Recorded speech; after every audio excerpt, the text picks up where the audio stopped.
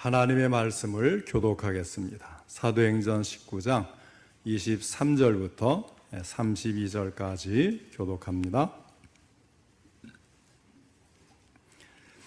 교독하겠습니다. 그때쯤 되어 이 도로 말미암아 적지 않은 소동이 있었으니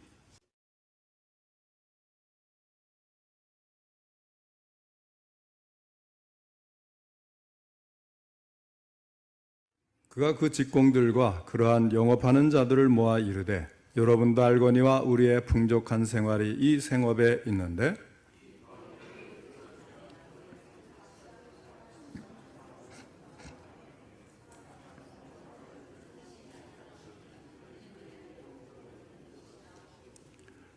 우리의 이 영업이 천하여질 위험이 있을 뿐 아니라 큰 여신 아데미의 신전도 무시당하게 되고 온 아시아와 천하가 위하는 그의 위엄도 떨어질까 하노라 하더라.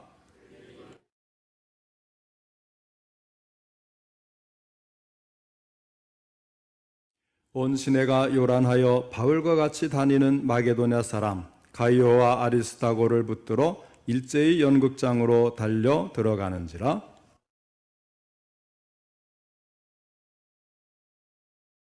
또 아시아 관리 중에 바울의 친구된 어떤 이들이 그에게 통지하여 연극장에 들어가지 말라 권하더라.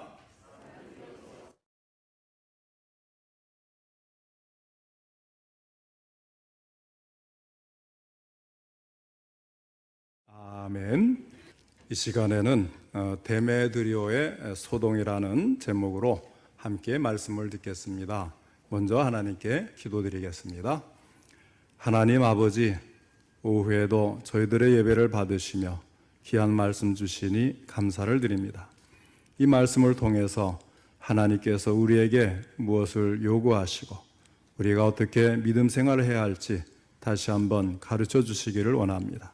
전할 때도 들을 때도 성령님이 함께 하시고 도와주시어서 바르게 전하고 바르게 듣고 깨달아 실천할 수 있는 믿음을 갖게 하여 주시옵소서.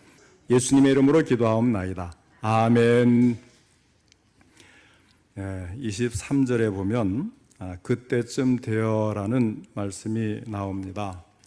이것은 어느 시기에 이러한 사건이 발생했는가를 말해주면서 또한 바울이 그곳에 체류하게 된 동기를 제시해주고 있습니다.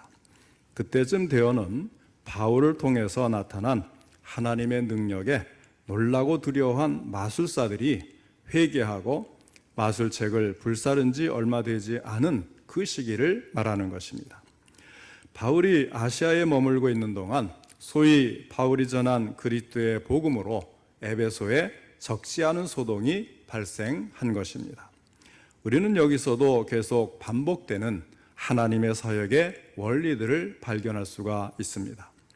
우선 첫째로 그것은 에베소 전도가 한창 절정을 달하고 있을 때에 시험이 찾아왔다고 하는 사실입니다.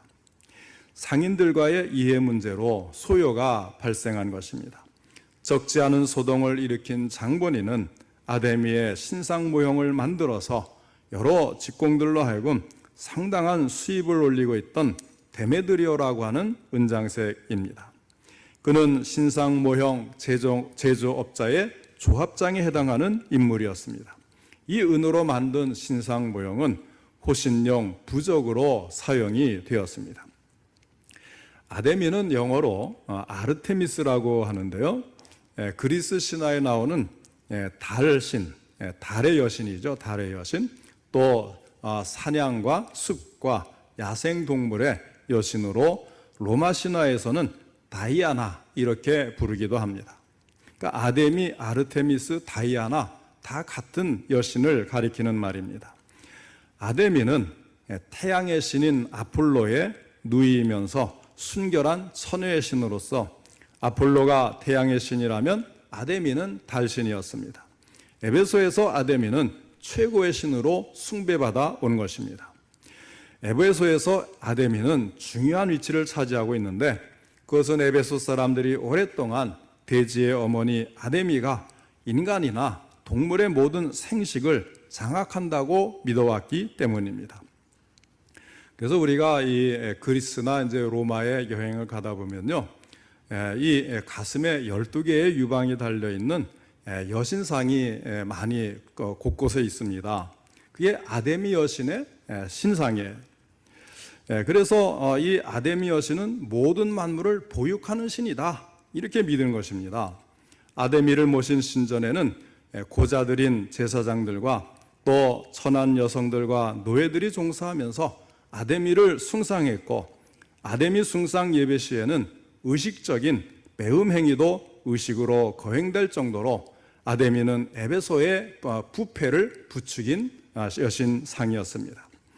바울의 전도로 아데미 신전에 종사하는 이들은 물론 아데미 은장색으로 떼돈을 벌어들이던 업자들의 수입이 줄어들자 은장색들에게도 적지 않은 불만이 생긴 것입니다.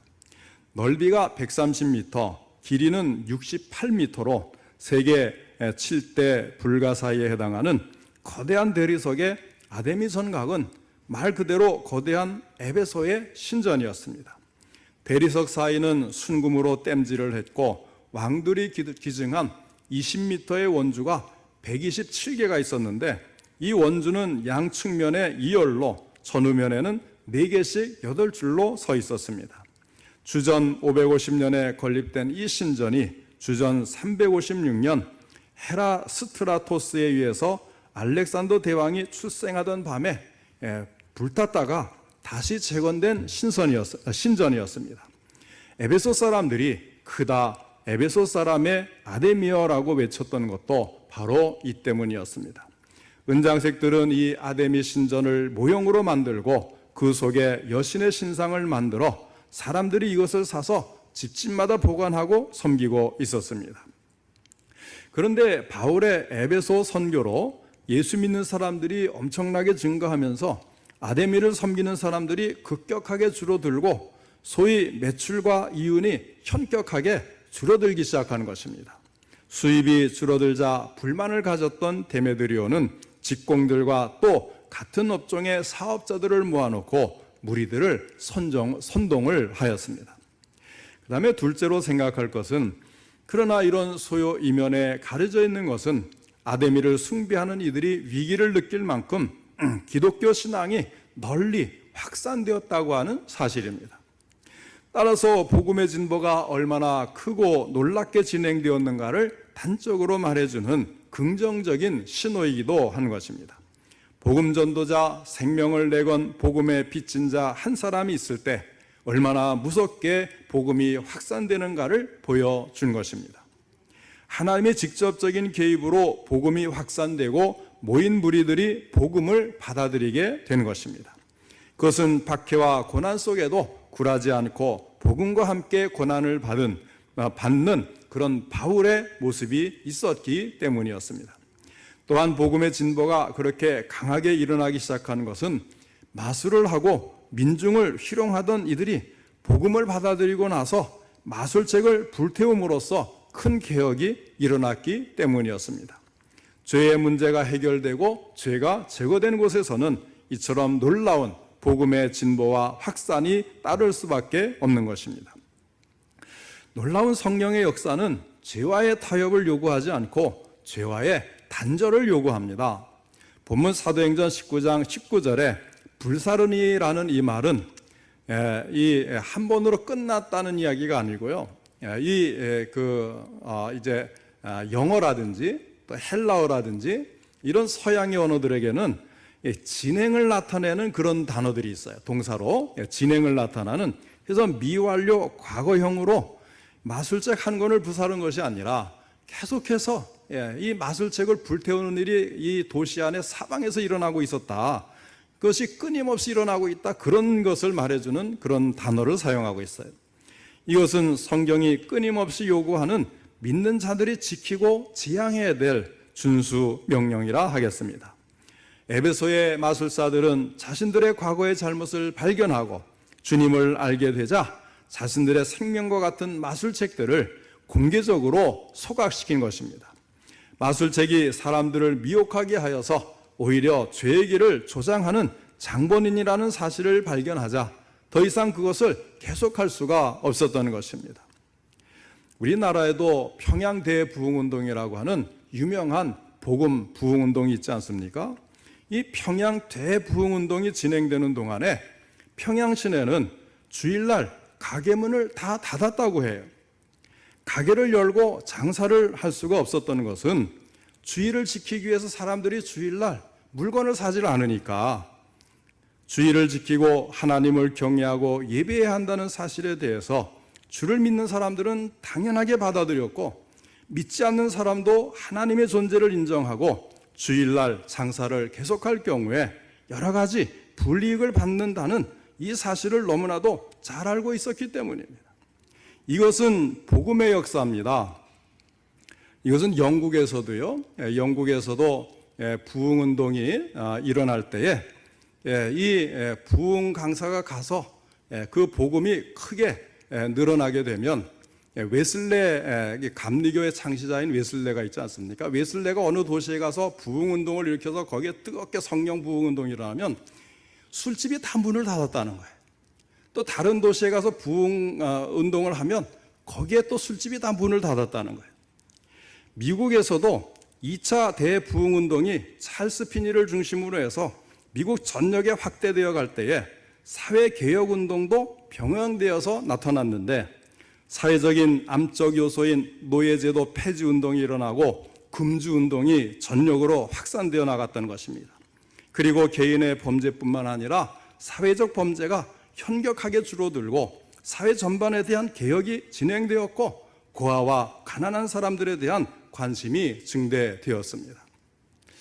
우리 개혁주의, 이 칼빈주의 장로교를 섬기는 우리 장로교는 사실 주일날 음식을 사 먹는다든지 어디 가서 매매 활동을 한다든지 이런 것을 하지 않는 게 전통이거든요. 이것을 우리 성도님들도 우리 교회 전통에서 이어져 오는 것들이 우리의 경건 생활을 위한 것임을 좀 아시고 따라줬으면 좋겠어요. 요즘에 무슨 주일날 율법주의냐, 나가서 사 먹는 거 당연히 생각하고 어느새 이 통합 쪽이 이제 이 WCC를 받아들이면서 조금씩 이렇게 자유롭게 이제 가는데 우리 합동교회도 이것을 따라가는 것을 요즘에 발견을 하게 됩니다. 참 안타까운 그런 일들이 우리 교회는 이제 좀 성도님들이 좀 자각을 하셔서 이렇게 주일날에는 좀 이 성도들끼리 교회 안에서 모여서 지내는 건 좋습니다만은 이렇게 매매 활동을 하고 상업 활동을 하고 이러는 것들은 우리가 스스로 자제를 해서 주일은 좀 주일답게 교회를 중심으로 해서 성도들 간에 이렇게 지내는 것으로 족하겠다 이런 마음을 좀 가졌으면 참 좋겠어요. 자, 그 다음에 이제 세 번째로 하나님은 항상 복음 전도자를 돕는 손길을 예비해 놓으신다는 사실입니다. 제자들뿐만 아니라 아시아의 관리 중에서 바울을 통해서 예수님을 믿게 되고 바울의 신실한 친구가 된 어떤 사람은 바울에게 통지를 보내서 바울이 연극장에 들어가지 못하도록 권하기까지 하였습니다. 연극장이란 연극극장을 말하죠. 흔히 원형극장이라고 얘기하지 않습니까? 고고학자들이 이러한 극장들의 표를 발굴해 보니까 그 중에는 2만 5천 명이나 수용할 수 있는 큰 극장도 있었다 그래요.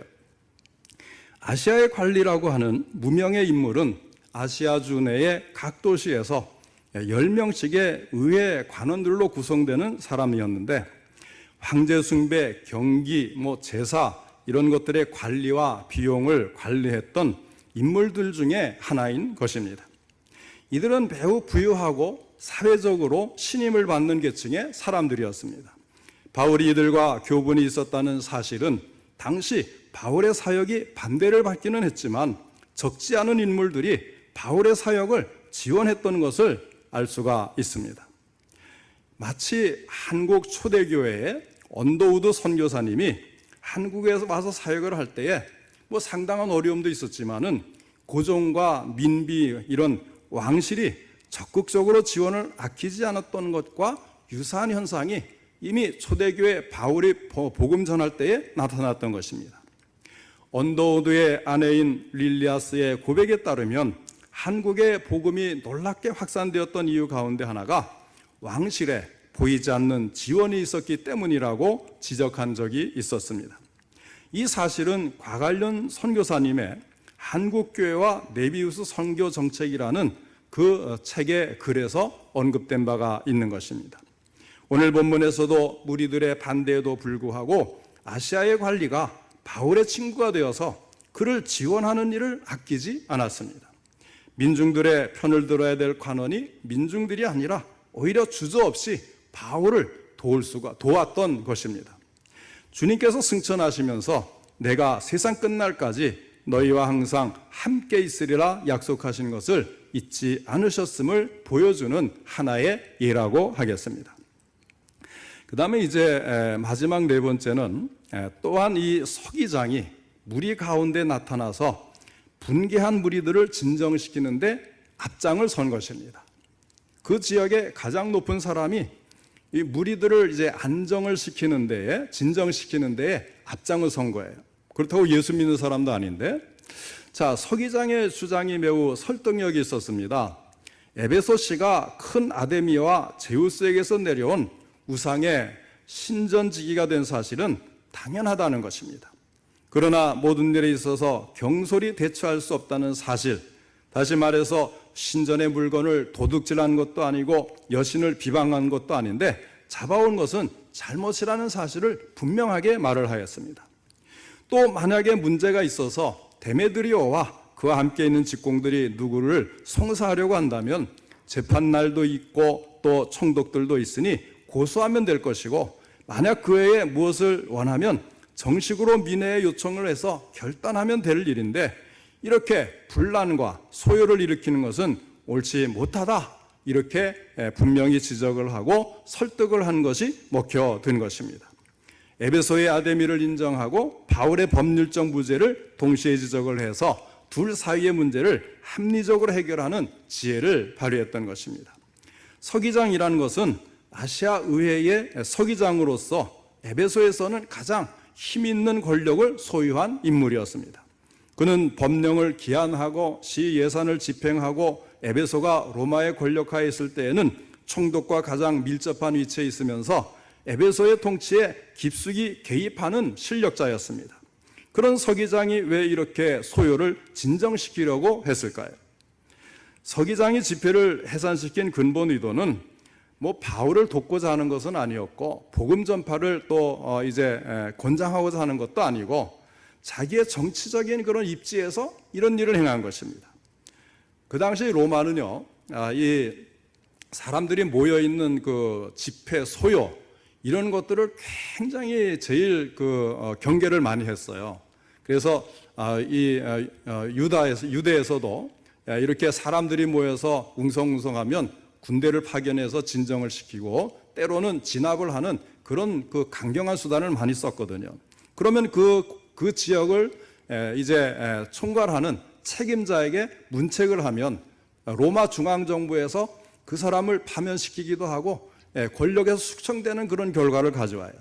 그래서 빌라도도 예수님을 이제 십자가에 못 박으라고 하는 것을 처음에는 듣기 싫어했는데, 그러지 않으면 우리가 막 유대인들이 소요를 일으키겠다고 막 협박을 하니까 결국은 이제 십자가에 못 박는 일을 허락하지 않습니까? 이런 정치적인 일들이 있었다는 거예요. 그래서 이 서기장은 일로 인해서 정부로부터 책망을 받을까 우려가 되었고, 그 경우에 상부에 보고할 보고 내용도 궁색해서 결국 문책을 당할 것이라는 생각에 우려를 한 것입니다. 결국 바울은 위기를 넘길 수가 있었고, 가이오와 아리스다고는 석방이 되어서 계속 바울의 사역을 도울 수가 있었습니다. 서기장이 객관적인 보고처럼 말하고 또 정치적인 동기에서 그렇게 민중을 설득한 것이지만 결국 그것이 바울에게는 결정적인 도움이 되었던 것입니다. 전혀 그 일의 동기와는 달리 자기의 뜻을 이루어 가시고 자기의 목적을 이루어 가시는 것이 바로 하나님의 뜻과 섭리인 것입니다. 서기장의 정치적인 동기를 기독교의 안정과 보호의 계기로 하나님이 선용을 하신 것입니다. 우리가 여기서 얻는 교훈이 있습니다. 복음이 한창 전파되고 확산되고 있는 동안 소요가 발생하였다는 사실입니다. 은혜가 더한 곳에 또한 사탄의 역사도 강하게 나타납니다. 그러나 걱정할 필요가 없다는 거예요. 전혀 예기치 않은 사건을 또 전혀 예기치 않은 방식으로 하나님이 처리하시고 마무리하신다는 것입니다. 고린도에서 총독이 문제를 해결해 주었던 것처럼 이번에는 서기장이 문제를 해결해 주었습니다. 그리고 정치적인 목적으로 시작하는 것을 종교적인 목적을 이루는데 하나님께서 사용하시는 것을 발견할 수가 있습니다. 우리 주님은 역시 역사의 주인이심을 여기서도 선포하신 것입니다.